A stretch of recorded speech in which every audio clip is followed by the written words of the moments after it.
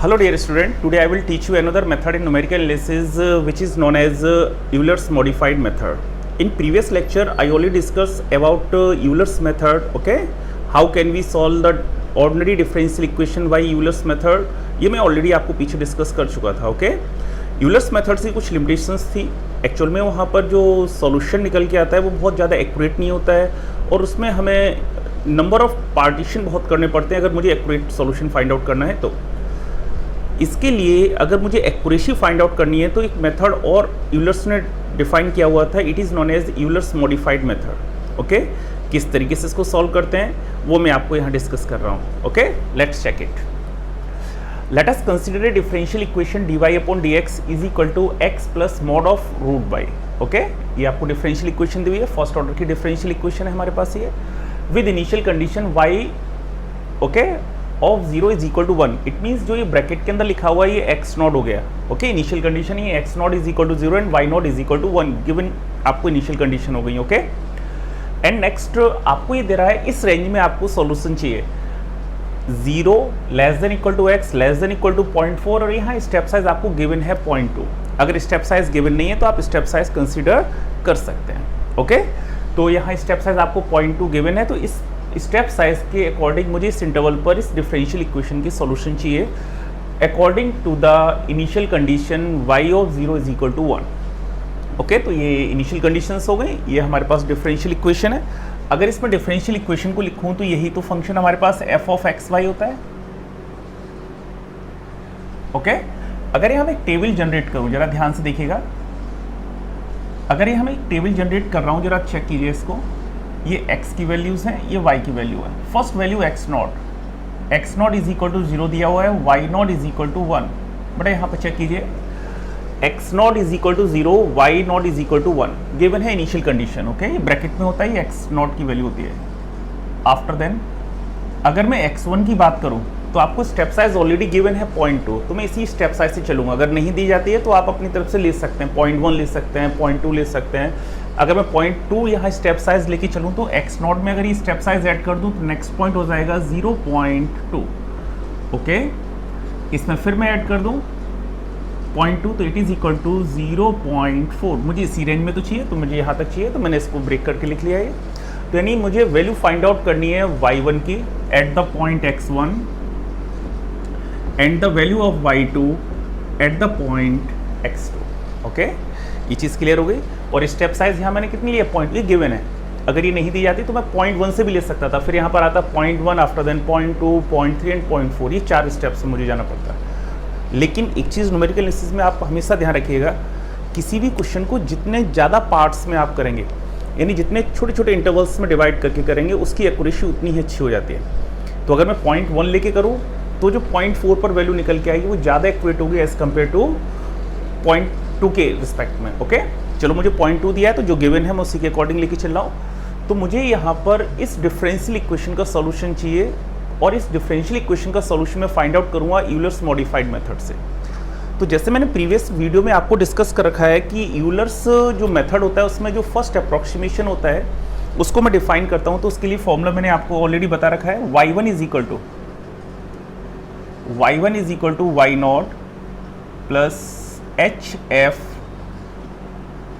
x not y not. अगर मैं check करूँ, पहले मैं y1 को कैलकुलेट कर रहा हूँ, इनिशियल कंडीशन गिवन है, तो यहाँ पर यूलर्स मेथड में y1 को मैं इसी फॉर्मूले से तो कैलकुलेट करता हूँ, y1 is equal to y not plus hf x not y not. ये यूलर्स फॉर्मूले में फर्स्ट वैल्यू फाइंड आउट करने का प्रोसेस होता है।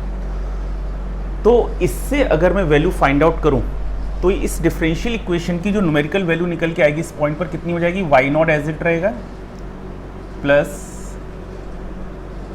h as it f of x not y not, f of x y is equal to ये दिया हुआ है, तो इसकी अगर मैं वैल्यू पुट करूँ तो कितना हो जाएगा ये, it is equal to x plus mod of x not and y not. यहाँ इनकी वैल्यूज पुट कर दो, ओके? अगर यहाँ मैं वैल्यू पुट करूँ y not is equal to 1, h is equal to 0.2, after then bracket x not 0 plus mod of root of y not means 1, okay? Finally से मैं सॉल्व कर लूँ, it is equal to 1 okay 0.2 से multiply करूंगा, 0.2 हो गया, it is equal to 1.2।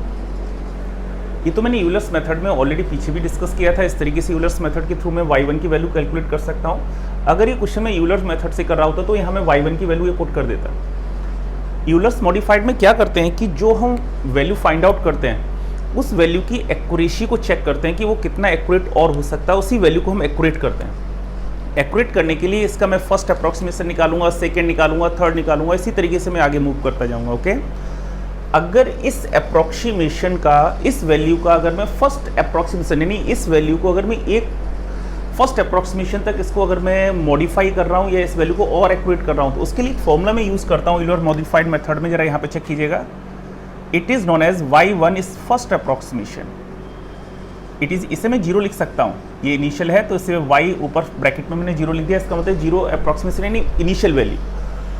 अगर इस वैल्यू को मैं मॉडिफाई करूंगा तो इसको मैंने y1, इसका मैंने फर्स्ट अप्रॉक्सीमेशन यहाँ यूज़ कर लिया। Okay, it is equal to y0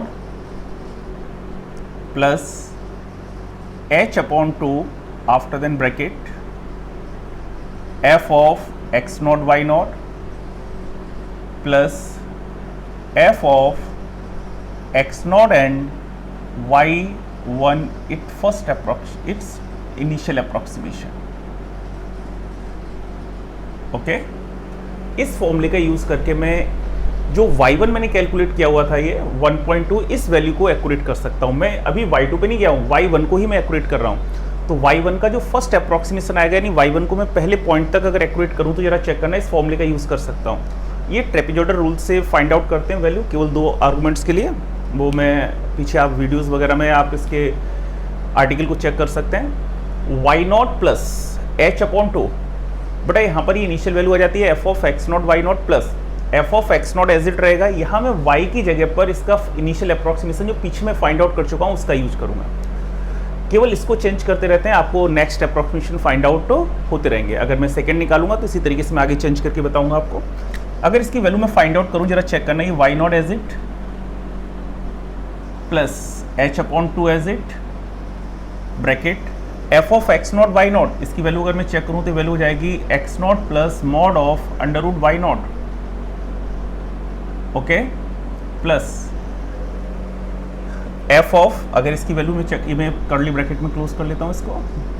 अगर इसकी वैल्यू मैं चेक करूं, ये वैल्यू हो जाएगी आपके पास x0 plus mod of under root y1 it's initial approximation, bracket close. Okay, अब मैं यहाँ पर ये सारी वैल्यूज उठा के पुट कर दूँ जो मेरे पास है। y0 की वैल्यू पता है आपको, h की वैल्यू पता है, x0 पता है, y0 पता है मुझे, y0 x0 पता है। यहाँ y1 का फर्स्ट अप्रॉक्सीमेशन ये जो 1.2 निकल के आ रहा है मुझसे ये पता है। ये सारी वैल्यूज उठा के मैं यहाँ पुट कर दूँ। उठा के पुट करने के बाद आफ्टर देन इसे कैलकुलेट कर लूँ तो ये न्यूमेरिकल वैल्यू हमारे पास कितनी आ जाएगी, जरा मैं यहाँ पे चेक करके बता रहा हूँ, जरा ध्यान से देखना है इसको।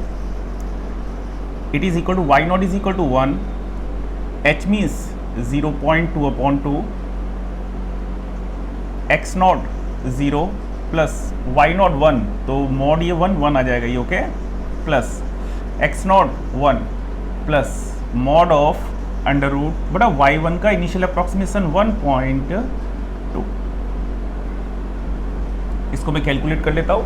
कैलकुलेट करने के बाद जो हमारे पास न्यूमेरिकल वैल्यू आती है वो आ रही है हमारे पास 1.2295, यानी जो वैल्यू हमारे पास 1.2 आ रही थी वो और ज़्यादा एक्यूरेट होकर अब की आ गई है 1.2295।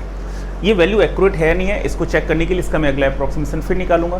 तो सेम यही प्रोसेस मैं फिर दोबारा यूज़ करूँ, यहाँ पे निकालूँ y1 सेकेंड अप्रॉक्सीमेशन।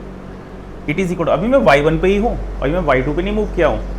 तो y1 का second approximation it is equal to, but इस फॉर्मूले में जरा ध्यान देना इसको, जो आपने ये एक्सप्रेस कर रखा है इसमें बाकी के सारे टर्म्स वैसे आएंगे, केवल ये लास्ट टर्म जो लिखा हुआ है इसकी जगह मैं यहाँ लिख देता हूँ। देखो ये y0 plus h/2 as it bracket f of x0 y0, ये चेंज नहीं होता है first term, plus f of x0 and y1 it's first approximation, ये चेंज हो गया यहाँ पर। ओके,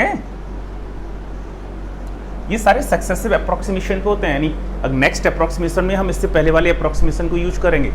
जब मैंने फर्स्ट अप्रॉक्सीमेशन निकाला तो मैंने इनिशियल अप्रॉक्सीमेशन यूज कर लिया, जब मैंने सेकेंड अप्रॉक्सीमेशन निकाला then we use first approximation. तो यहाँ पर अगर मैं वैल्यू चेक करूँ तो बाकी पूरा एक्सप्रेशन ऐसे ही आएगा, ये y not plus h upon two x not plus mod of root of y not bracket close plus x not plus mod of root of y one it's first approximation.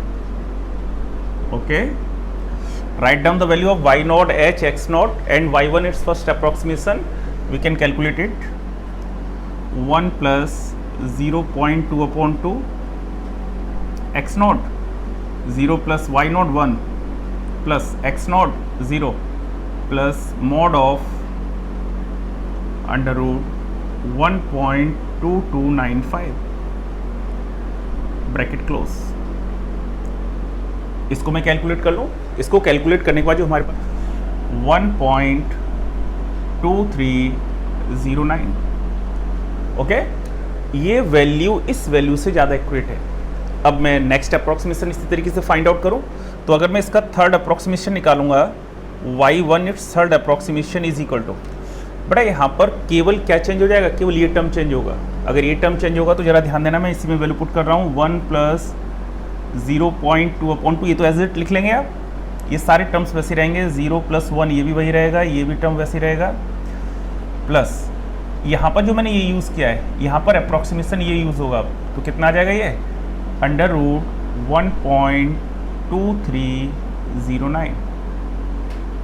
Okay, सारी calculation वही रहेगी, केवल ये term change होगा। यहाँ आ जाएगा y1 का second approximation. तो जब यहाँ y1 का सेकेंड अप्रॉक्सीमेशन लिखूंगा तो उसकी वैल्यू तो हमारे पास ये है, तो वैल्यू यहाँ पर ये वैल्यू पुट कर दूँगा। इसको आप कैलकुलेट कीजिएगा। कैलकुलेट करने के बाद इसकी वैल्यू आ रही है 1.2309। ये वैल्यू रिपीट हो रही है। ये प्रोसेस हम तब तक करते रहते हैं, यानी जो हम अप्रॉक्सीमेशन निकाल रहे हैं, मैंने फर्स्ट अप्रॉक्सीमेशन निकाला, आफ्टर देन सेकेंड निकाला, आफ्टर देन थर्ड निकाला। ये प्रोसेस हम तब तक करते रहते हैं जब तक कि कोई दो अप्रॉक्सीमेशन लगभग रिपीट ना हो जाए। एग्जैक्ट रिपीट हो जाते हैं, जैसे यहाँ पर ये एग्जैक्ट रिपीट हो गया तो बहुत अच्छा है। अगर ये एग्जैक्ट रिपीट नहीं हो रहा तो डेसिमल के बाद कम से कम 3 प्लेसेस तो आप चेक कर लिया करें कि जब आपके डेसिमल के बाद 3 प्लेसेस आपको मिलने लगी, वहाँ पर उस अप्रॉक्सीमेशन को आप अवॉइड, उसके बाद आगे के अप्रॉक्सीमेशन को आप अवॉइड करके उस अप्रॉक्सीमेशन को आप इसका सॉल्यूशन मान सकते हैं। ओके, तो जो हमारे पास ये वैल्यू आई है, ये वैल्यू अब इस y1 की हुई at x is equal to 0.2, जो कि आयलर मेथड में मैंने केवल 1.2 ही लिख दी थी। जब मैंने यूलर्स मेथड यूज किया था वहाँ मैंने इसको 1.2 पुट कर दिया था, लेकिन अब यूलर्स मॉडिफाइड से इसकी जो वैल्यू निकल के आ रही है वो बहुत एक्यूरेट हो गई। अभी वैल्यू जो निकल के आ रही है वो आपकी आ रही है 1.2309, यानी यहाँ मैं वैल्यू पुट करूँगा 1.2309, ये वैल्यू लिखूँगा। तो बेटा ये वैल्यू इस वैल्यू के कंपेयर में बहुत एक्यूरेट हो गई। क्लियर हुआ चीज़? ऐसे ही मैंने ये y1 आ गया, अब ये सेम प्रोसेस मैं y2 के लिए करूँ। जब मैं y2 के लिए करूँगा तो यहाँ पर जब मैंने y1 के लिए कैलकुलेशन किया तो इनिशियल वैल्यू x नॉट और y नॉट यूज़ किया, मतलब जस्ट उसकी जो प्रीवियस वैल्यू है वो आपकी इनिशियल कंडीशंस होती हैं। जब मैं y2 को कैलकुलेट करूँगा तो y2 को कैलकुलेट करते टाइम पर इनिशियल कंडीशंस हो गई हमारे पास x1 and y1। In conditions का यूज़ करके मैं y2 की वैल्यू कैलकुलेट करूँगा। तो यहाँ पर ये सारे सफिक्स 1 से आप इंक्रीज कर दो, यहाँ y2 हो गया, यहाँ y1 हो जाएगा, यहाँ x1, यहाँ y1, बाकी सारा प्रोसेस ऐसे ही रहेगा। मैं यहाँ पर करके दिखाता हूँ जरा जी। ये जो मैंने y1 कैलकुलेट कर लिया, अब इसके बाद मैं कैलकुलेट करता हूँ y2। y2 के लिए कंडीशन क्या होगी कि सारे सफिक्स 1 अमाउंट से इंक्रीज हो जाएंगे। जैसे अगर मैं यहाँ पर चेक करूँ तो अगर मैं y2 की वैल्यू कैलकुलेट करूँ तो यहाँ y2 हो गया, यहाँ पर y1 हो जाएगा, यहाँ पर x1, ये y1, तो यहाँ पर भी y1, ये x1, ये y1। ओके, यहाँ में अगर वैल्यू पुट कर दूं, अब यहाँ में अगर न्यूमेरिकल वैल्यू पुट करूं, जरा देखिएगा, चेक कीजिएगा इसको। ओके, ये वैल्यूज हमारे पास चेंज हो जाएंगी, जरा ध्यान से देखिएगा, बस इसी में समझा देता हूं मैं आपको।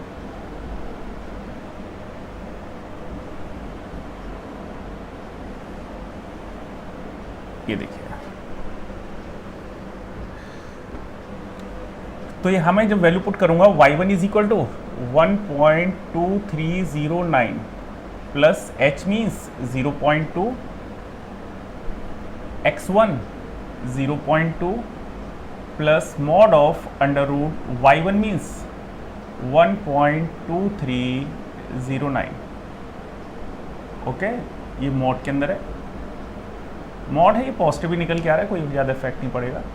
इसको मैं कैलकुलेट कर लूँ तो ये वैल्यू जो कैलकुलेट करके निकल के आएगी वो हमारे पास निकल के आएगी 4979। आप इसे कैलकुलेट कर लीजिएगा, क्लियर। ये कहलाएगा y2 का इनिशियल अप्रॉक्सीमेशन। अब इस इनिशियल अप्रॉक्सीमेशन को मैं मॉडिफाई करूंगा, तो जब मैं इसका फर्स्ट अप्रॉक्सीमेशन निकालूंगा तो यहाँ y सारे सफिक्स आप चेंज कर दिए, एक अमाउंट्स इंक्रीज कर दिए। y2 का फर्स्ट अप्रॉक्सीमेशन, यहाँ पर y1, ये x1, ये y1, ये x1, यहाँ y1 की जगह y2 का इनिशियल, यहाँ बेटा y1, x1, y सारे सफिक्स 1 अमाउंट से इंक्रीज कर दीजिए। यहाँ 1 की जगह कितना आ जाएगा 2। अब मैं यहाँ पर ये सारी वैल्यूज उठा के पुट कर दूँ, तो अब जरा चेक करना, यहाँ y1 की वैल्यू कितनी हमारे पास है। y1 इज इक्वल टू था हमारे पास 1.2309 plus h means 0.2/2, x1 0.2 plus mod of under root y1 means 1.2309, okay, plus x1 means 0.2 plus mod of under root y2 का initial approximation, it is equal to 1.4979, okay. इसको मैं calculate कर लूँ, calculate करने के बाद ये जो वैल्यू निकल के आती है वो निकल के आती है 1.52402। ये हमारे पास y2 का फर्स्ट अप्रॉक्सीमेशन हो गया। मैंने बताया था कि ये प्रोसेस हम कब तक करते रहते हैं, जब तक कि डेसिमल के बाद कम से कम 2 या 3 प्लेसेस आपकी रिपीट ना कर जाएं। अब मैं सेकेंड अप्रॉक्सीमेशन निकालूंगा इसका, तो फिर सारे सफिक्स बढ़ जाएंगे। ये 1 हो गया, ये 1 हो गया, ये 1 हो गया, यहाँ 1 हो गया, यहाँ 2 हो जाएगा। यहाँ मैं चेक करूँ, यहाँ 1 हो गया, ये 1 हो जाएगा, ये 1 हो जाएगा, ये 1 हो गया, यहाँ पर बेटा 2 हो गया। अब मैं सारी वैल्यूज उठा के यहाँ पुट कर दूँ, तो y1 इज इक्वल टू कितना है 1.2309, h means 0.2/2, x1 0.2 plus mod of under root y1 1.2309 plus x1 means 0.2 plus mod of under root y2 का फर्स्ट अप्रॉक्सीमेशन 1.52402 ब्रैकेट क्लोज। इसको अगर मैं कैलकुलेट करूँ न्यूमेरिकली, तो ये जो हमारे पास y1 का सेकेंड अप्रॉक्सीमेशन ही वैल्यू निकल के आ जाएगी 1.5, ओके। ये इसका अगर मैं चेक करूँ, यहाँ डेसिमल की 2 प्लेसेस तो मिल गई हैं, आप यहाँ पे छोड़ सकते हैं, या फिर इसका मैं थर्ड अप्रॉक्सीमेशन निकालूँ इसी तरीके से y1 का थर्ड अप्रॉक्सीमेशन। अगर मैं थर्ड अप्रॉक्सीमेशन निकालूंगा तो ये सारी चीज़ें ऐसी आई, केवल ये चेंज होगा, तो यानी ये आ जाएगा 1.2309, 0.2/2, ये value 0.2 plus mod of under root 1.2309। ये सारी कैलकुलेशन एज इट, केवल एक चेंज होगा लास्ट में, यहाँ पर वैल्यू जो यूज़ करोगे 1.5252 bracket close is equal to. अगर मैं इसको कैलकुलेट करता हूँ तो ये जो y1 का थर्ड ये y2 है, y2 का ये थर्ड अप्रॉक्सीमेशन जो निकल के आ रहा है वो निकल के आ जाएगा हमारे पास 1.5253। बड़ा यहाँ पर आप इसे छोड़ सकते हो क्योंकि डेसिमल की देखो 3 प्लेसेस मिल गई मुझे, 1.5253 आ रहा है 1.5252। अगर आप उसे और एक्यूरेट करना चाह रहे हो तो आप इसका फोर्थ अप्रॉक्सीमेशन फाइंड आउट कर दो, लेकिन ऑलरेडी हमारे पास ये वैल्यू डेसिमल की 3 प्लेसेस तक मिल गई है। तो यहाँ पर जो हमारे पास y2 की वैल्यू होगी at x is equal to 0.4, वो हमारी होगी 1.5253। क्लियर। तो यूलर मॉडिफाइड मेथड जो मैंने यूज़ किया है, इस मेथड से एक्यूरेसी बहुत अच्छी आ जाती है, लेकिन आपने एक चीज़ चेक की होगी कि ये थोड़ा लेंदी मेथड हो जाता है, क्योंकि मैं इनिशियल अप्रॉक्सीमेशन निकालने के बाद उस अप्रॉक्सीमेशन को मैं मॉडिफाई करता हूँ, okay, by taking first approximation, second, third. अगर ये बाई चांस 4 या 5 अप्रॉक्सीमेशन तक जा रहा है तो हर स्टेप में आपको 4 या 5 अप्रॉक्सीमेशन करने पड़ेंगे, इस केस में इसकी लेंथ बढ़ जाती है। या फिर मैं यहाँ पर h इक्वल टू 0.1 लेके चल रहा होता तो 0, 0.1, 0.2, 0.3, 0.4, तो स्टेप्स भी बढ़ जाते हैं और ये बार बार आपको 4 बार ये स्टेपिंग यूज़ करनी पड़ती है। तो यूलर मॉडिफाइड की जो लिमिटेशन, एक्यूरेसी बहुत अच्छी आती है यूलर मॉडिफाइड से, लेकिन अगर मैं इसकी लिमिटेशन चेक करूं तो ये मेथड लेंदी बहुत हो जाता है, क्योंकि हर अप्रॉक्सीमेशन के आप हर इनिशियल अप्रॉक्सीमेशन के आपको अप्रॉक्सीमेशन फाइंड आउट करने होते हैं, हर वैल्यू को आप मॉडिफाई करोगे। तो इससे न्यूमेरिकली एक्यूरेसी तो बहुत अच्छी आ जाएगी, लेकिन ये थोड़ा सा लेंदी हो जाता है, यही इसकी लिमिटेशन है। आई होप ये मेथड क्लियर हुआ होगा। आपको मैंने दो मेथड डिस्कस कर दिए, एक यूलर मेथड, एक यूलर मॉडिफाइड मेथड। ओके।